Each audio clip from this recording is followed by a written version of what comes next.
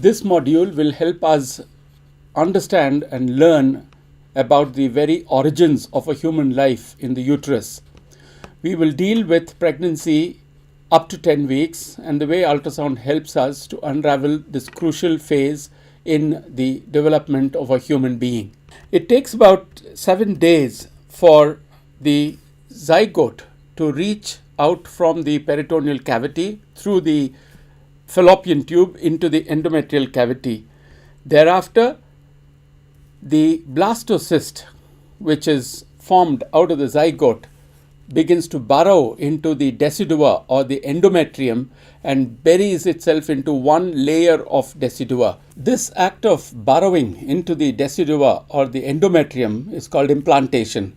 And once the blastocyst implants into the decidua, there begins a very, very rapid and dramatic development of the embryo. And what we can now expect to see is, for the first time, recognize the presence of a new life in the uterus. And the first thing which is seen in the uterus or in the decidua or the endometrium is the chorionic ring. The chorionic ring appears by about 4.5 weeks after the first day of the last menstrual period, which means by about 3 or 4 days, the lady actually realizes that she's missed her period. The chorionic ring would have made its appearance. Soon after, another half a week later, by about 5 weeks, within this chorionic ring, we have the first structure which makes its appearance, and the first structure within the ring to make its appearance is the yolk sac. And soon after, another couple of days, 3 or 4 days, by about 6 weeks or so, the embryo makes its appearance as well. Okay, now how do we see the gestational sac? What are the findings? The gestational sac is seen as a hyperechoic ring with a little bit of fluid inside, and if we measure this ring, it would be in the order of about 2 to 3 millimeters. In the beginning, the chorionic ring is completely embedded into one of the decidual layers, and since it is embedded into one layer, we use the term intradecidual sign, which means to say that the endometrial interface between the two decidual layers is discrete and it's away from the chorionic ring, which lies buried or embedded into one decidual layer, be it anterior or posterior. This is important to realize, because if the sac is not a true gestational sac, then it is no longer eccentric or embedded within one layer, but it becomes central and it becomes situated in the cavity itself. So the intradecidual sign really helps us to distinguish from a true gestational sac versus a pseudo-gestational sac, which can oftentimes occur in an ectopic gestation. The chorionic ring produces the beta HCG or beta human chorionic gonadotrophin. Now, as the sac grows, the titers of beta HCG in the maternal blood also begins to go up. Now, discriminatory level is the term used to denote the level of or the titer of beta HCG in maternal blood, at which stage we need to see a chorionic ring by endovaginal or transvaginal ultrasound.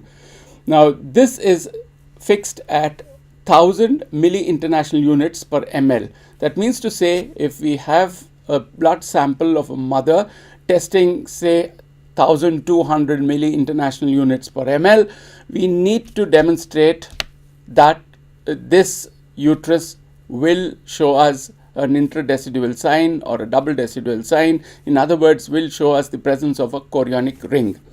Now, as the chorionic ring grows, it will begin to indent the cavity of the uterus, and it will give rise to what is known as the double decidual sign. Now, the double decidual sign also is called the sac-in sac sign, because there is an outer sac within which there is the inner sac or the true sac. Now, this is again an important sign because the presence of a double decidual sign means a true implantational event has occurred within the uterus. A pseudosac will not produce a double decidual sign. Soon after this sign occurs, we are ready to see the yolk sac coming in.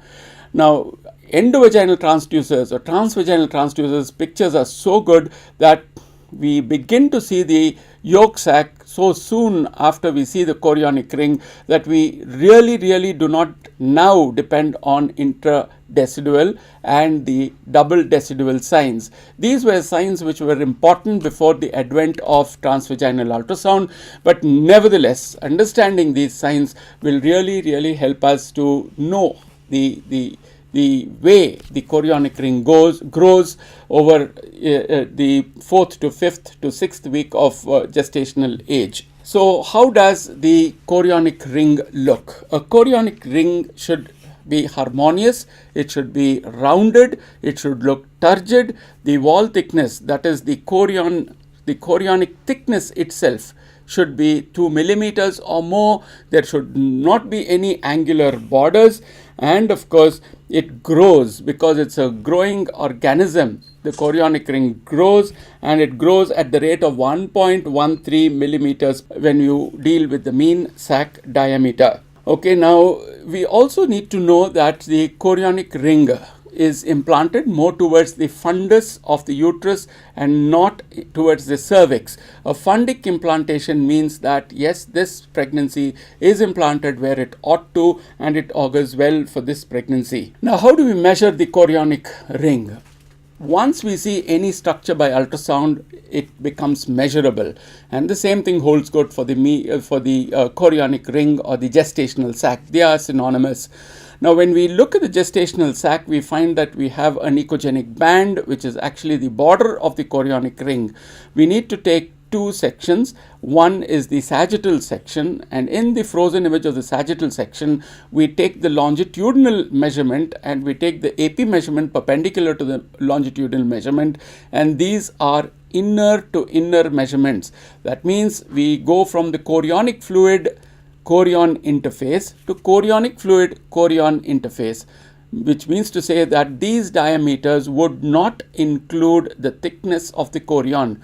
Now we flip the probe transverse, freeze a good transverse image of the gestational sac or the chorionic ring, and we take the transverse diameter pretty much the same way, that's inner to inner. So we have three measurements on hand: longitudinal, transverse and AP. The longitudinal AP coming from the sagittal image, the transverse coming from the transverse image.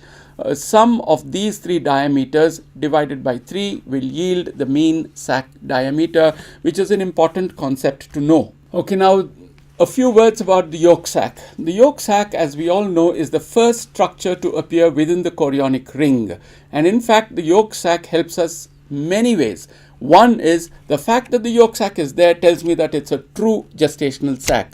The second thing which the yolk sac does is to tell us that this is where you're going to look for the embryo. So I'm going to look around the yolk sac for the embryo, and lo and behold, you might be able to pick up an early embryonic pole with a flickering heart happening. So therefore, yolk sac, number one, tells me that it's a true gestational event, and number two, it also helps me to look for the early embryonic pole.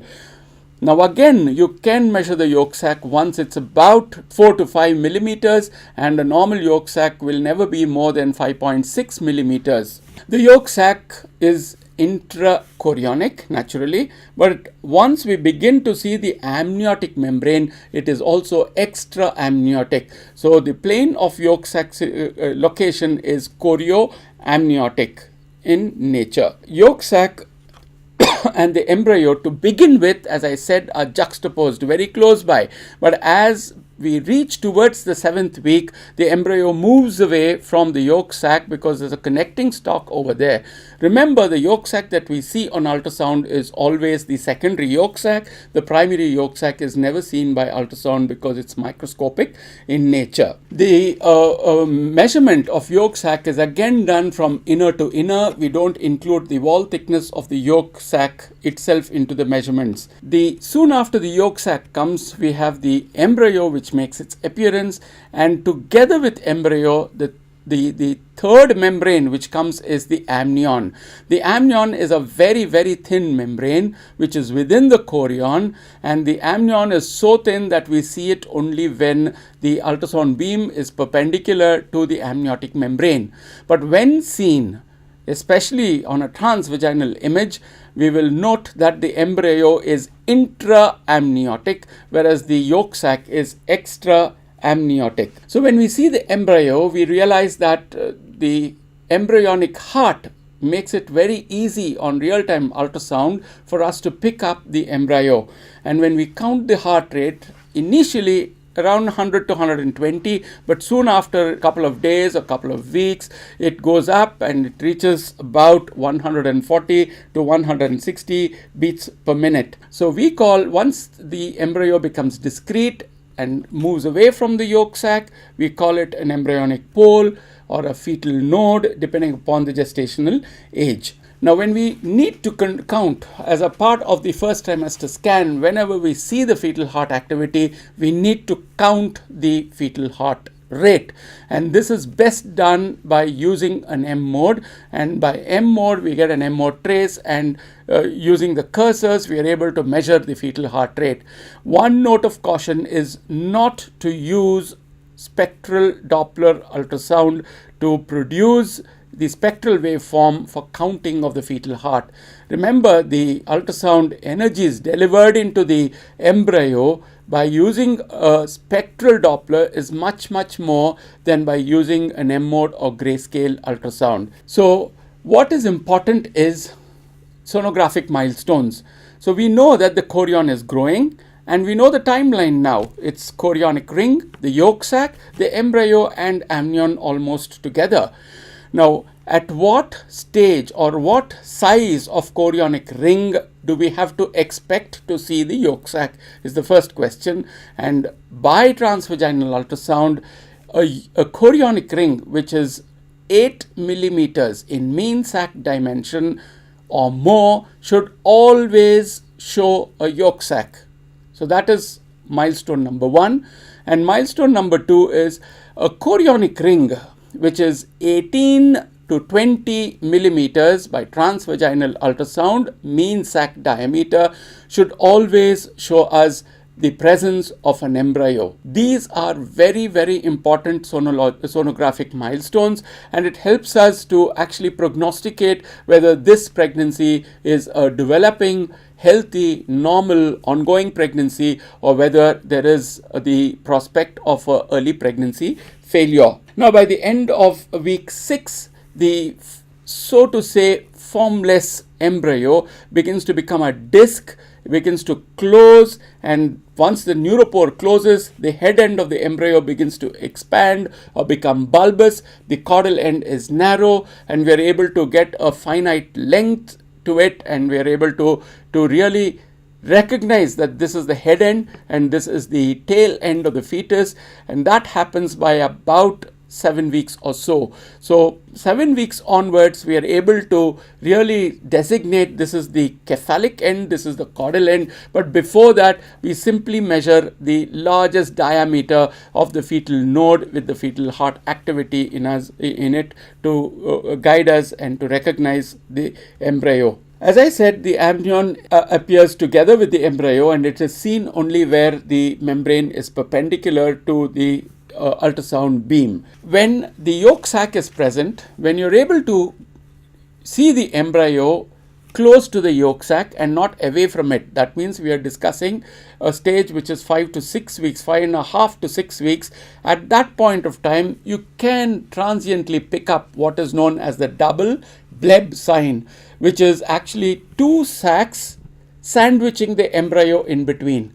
So you have on the ventral side the yolk sac, and on the dorsal side you have the amniotic sac, and in between we have the embryo with the cardiac activity happening. This is a very transient appearance, but sometimes you can very, very elegantly look at and depict this sign on by ultrasound. By about 7 to 8 weeks, we have paddle-shaped small little limbs which develop and make their appearance, and by about 8 weeks, where the embryo is about 20 to 25 millimeters in length, you would begin to see the vesicles of the the central nervous system happening in the fetal head. Between 9 weeks and 11 weeks, you have the physiological herniation, which is an ecogenic bowel which enters the base of the cord, and then by 11 weeks it actually rotates clockwise 360 degrees, and then it goes back into the fetal abdomen. The CRL is the term used to measure an embryo at whatever stage. Once you see an embryo, you're able to measure it, and the measurement that is employed to measure the embryo is the crown rump length, and as the nomenclature tells us that it is a measure from the top of the crown to the bottom of the rump. It's a straight line measurement. We don't, even if the embryo is slightly curved, we don't use a curved tool. We use a straight line measurement. We use the longest, using our real-time skills, we produce the longest section of the embryo on the monitor, and if we are trying to improve our scanning skills, you can always use the dual display on the monitor, get your best image on one half, then use the other half to better your best image, and flip back and forth until you know you've done your best, and that's the largest picture of the embryo that you've produced. And then use the cursors to measure the longest dimension straight line measurement, and that will yield the crown rump length. Once 8 weeks come in, once you know 7 to 8 weeks phase comes in, once you know the rostral and the caudal end, you'll have to aim for what is known as the mid-sagittal section. The embryo should be cut in the mid-sagittal section. The section should be perfect, and the embryo should be neutral in position, neither hyperflexed nor hyperextended. But till 10 weeks, I don't think this is an issue, because all this flexion and extension comes at 10 weeks, 11 weeks, 12 weeks.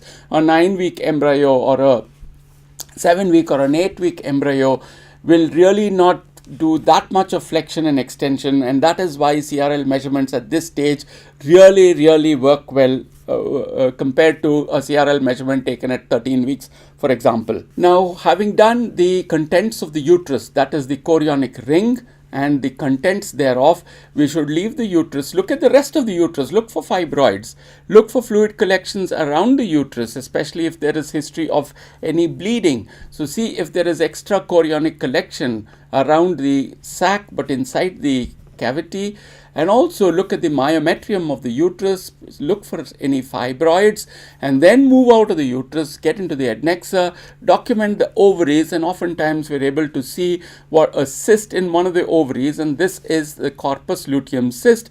Its contents may be clear or it may be hemorrhagic, and is generally around 2 to 3 centimeters in size.